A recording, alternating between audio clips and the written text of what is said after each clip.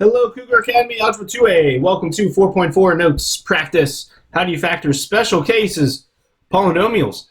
All right, so factoring again, only this time they're going to be special, okay? So what we got going on here are called sums and differences of cubes and squares, so actually squares. So if we think to our perfect squares are numbers that times themselves equal another number. So things like 1 times 1 is 1, 2 times 2 is 4, 3 times 3 is 6. 6? What? 9, Mr. Dvorsky. 4 times 4 is 16. 5 times 5 is 25, so on. Okay, we refer to these as perfect squares. Okay, perfect squares. So if you happen to see one of these, also something like b times b is b squared, ... If you see these, light bulb should go off in your brain. This is a very poor light bulb. Okay, light bulb should go off. Hey, we have a difference of squares. It only works for difference. Only works for difference. Okay, so if you see both of these things going on here, what you can think about is what is the square root of 4? The square root are just the perfect square factors of 4, so 2 and 2. And if you notice this, what we can just think of is this would be the same as b plus 2 and b minus 2. Why is that? If we think about last lesson and we think how can we get 0 in the middle, the factors would be plus 2 and minus 2, and that gets us 0 in the middle equals 0. So then we have this here. Okay? Big takeaway. Okay? Why are you drawing a skull? Okay? Because it's a pirate trap. It's a trap. Do not apply this to b squared plus 4. This is not b plus 2 and b minus 2 or something like that. Does not work. It's a trap. Does not factor. It's just unfactorable. Okay? If you have the sum of two cubes, sum of squares. You can break down squares, but if it's a difference, but not if it's a sum. Okay? So, big takeaway, don't do it. Don't do it. It'll make me cry. And I don't need to cry. All right? So, trap if it's plus. Fortunately, most of the examples I give you are minus, but just be aware of that. Okay? So, a squared minus 9. Again, we have a difference of squares. Okay?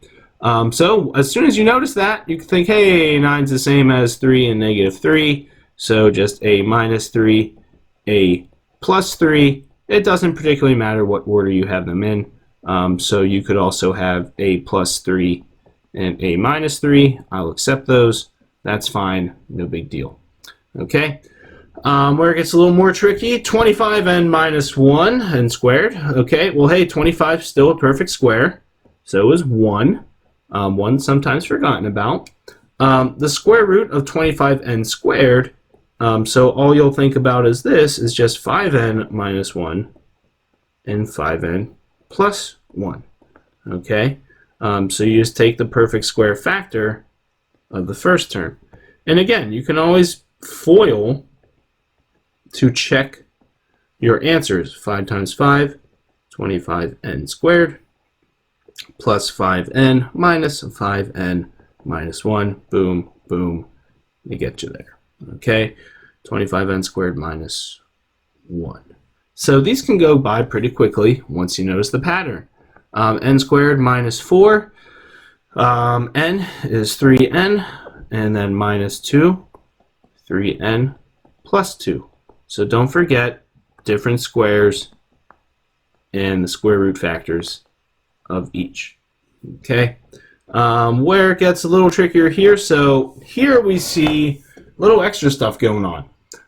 It's not just 2 terms, we have 3 terms.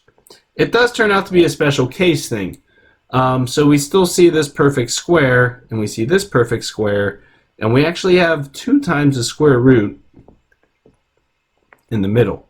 Really, so these ones here, there is a little pattern, but let's just think the factors of 4 that add to negative 4.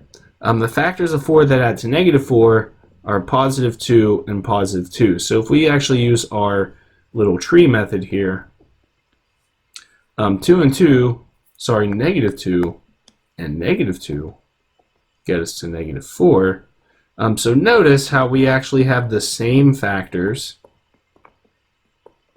for these, and it's a special case. We could rewrite this as v minus 2 quantity squared. I'll accept either answer, but it's a little more difficult to see. When in doubt, if you have a trinomial, just think of the trees. Negative 2 plus negative 2 is negative 4, and it works out there. If you have the same exact pairing, you can rewrite it as that pairing squared. Okay, so another example here. So we see 9, that is a perfect square. We have x, that is a perfect square. Factors of 9 that add to 6. So yes, there's 9 and 1, but those equal 10. So it's going to be positive 3 and positive 3, which is 6. So we have x plus 3,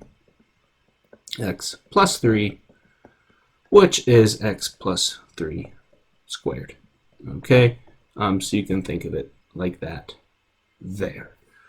And really, that's, I believe, about it.